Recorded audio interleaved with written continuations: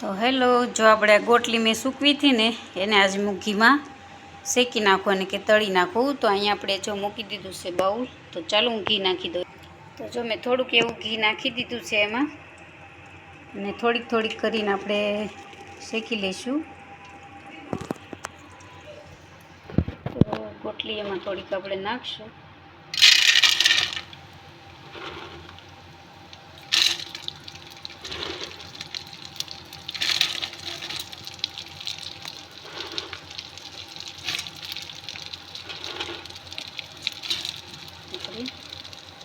હવે એને મિક્સ કરી લઈશું. બ્રાઉન થઈ જાય ને કકડી ત્યાં સુધી એને મિક્સ કરવાની છે. તો ચાલો હું પછી પાછું થોડીક વાર રહીને બતાવું. જો આવી કંઈક શેકાણી છે, હજુ થોડીક શેકવા દેવાની છે. તો આવી આપણે કંઈક શેકાઈ ગઈ છે. એમાં મેં હંચળ થોડુંક નાખી દીધું છે, થોડુંક હમણાં નીચે લાવીને નાખશું.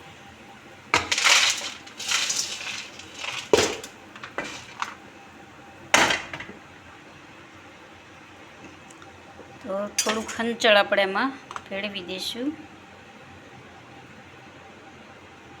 પછી મિક્સ કરી નાખવાનું છે.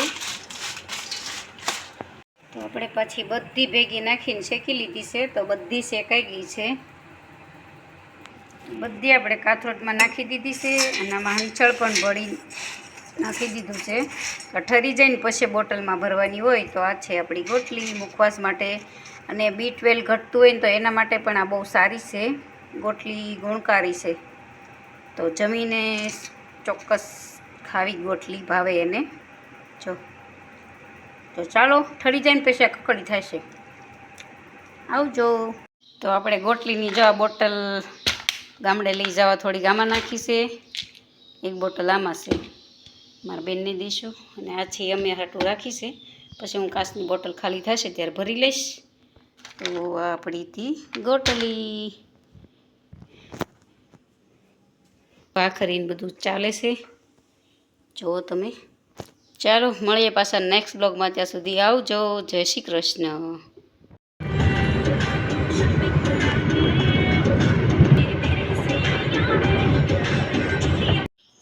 તો હેલો ફ્રેન્ડ્સ, આજ આપણે અમે ગયા હતા કણકોટ. તો ત્યાંથી જો બધું બિયારણ લાવ્યા છીએ. ભીંડો છે, તુરિયા છે, દૂધીના બી છે, ટોટલ બિયારણ છે. તો આપણે અહીંયા વાડામાં વાવવાનું છે, અને કે શીભડા છે. તો ચાલો હું વાડામાં વાવું. આપણે પેલા શીભડાના બિયા વાવશું.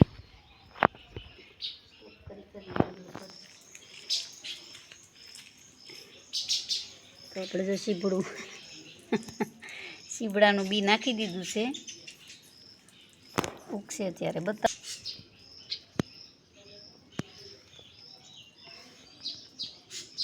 શીભડા ને આરિયા બધું ભેગું છે. તો આપણે આ છે કારેલાનું બી. કારેલું વાવી દઈએ. આમાં વાવશું આપણે ભીંડા. તો 2 બીએ નાખી દીધા છે. ચાલો, હા તો એમ જ છે.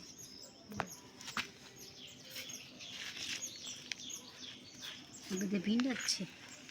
એક એક બી નાખવાનું.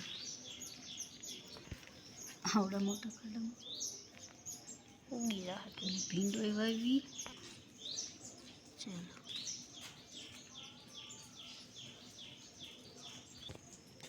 આ ગ્રીન બી દેખાય. આ કાકડી છે. ચાલો આપણે કાકડી પણ વાવી જોઈએ. જે શાકભાજી ઉગશે એ આપણે બતાવશું.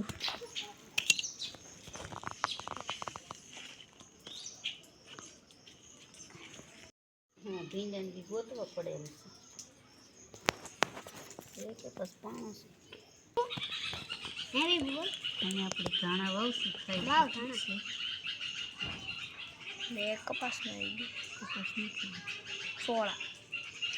ચોળા આપણે વાવી છે કોથમરી અને કે ધાણા. તો જોઈએ ચાલો.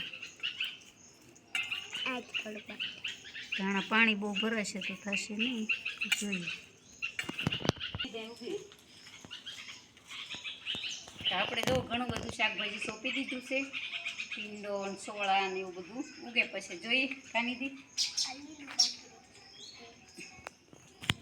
તો હેલો, જો અમે ગામડેથી આવ્યા, અમારા કણકોટથી આવ્યા ને પછી મેં જે શાકભાજી વાવ્યું હતું ને એ થોડુંક ઉગતું આવે છે, તો હું તમને બતાવું. તો જુઓ તમે, મસ્ત એવી છોળી પણ ઉગી ગઈ છે. જુઓ, ભીંડો ને છોળી ને પછી હું તમને મોટું થોડુંક થશે ને પછી પાછી બતાવીશ. સીબડાને એવું બધું નાખ્યું છે, પણ એ બધું આંબો એક પરનો એના હાથે ઉગ્યો છે. અને આ છે હળદરનો છોડવો. અહીંયા એક આપણે જે નાખ્યું હતું ને તુરિયાનો વેલો, હવે આપણે ત્યાં મીઠો લીમડો પણ સરસ થઈ ગયો છે. જો મસ્ત એવું આ છે દાડમ, જુઓ તમે, મસ્ત એવું દાડમ.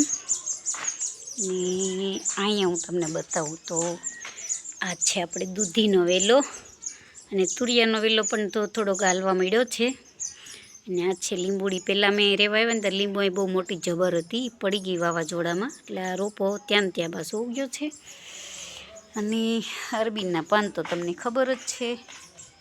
તો જેમ જેમ બધું બકાલું જે વાવ્યું છે એ ઉગશે એમ બતાવશું તમને. તો અને સુગરીના માળા તો બનાવે છે બિચારા, પવન આવે ત્યારે બહુ ઉડાઉડ થાય.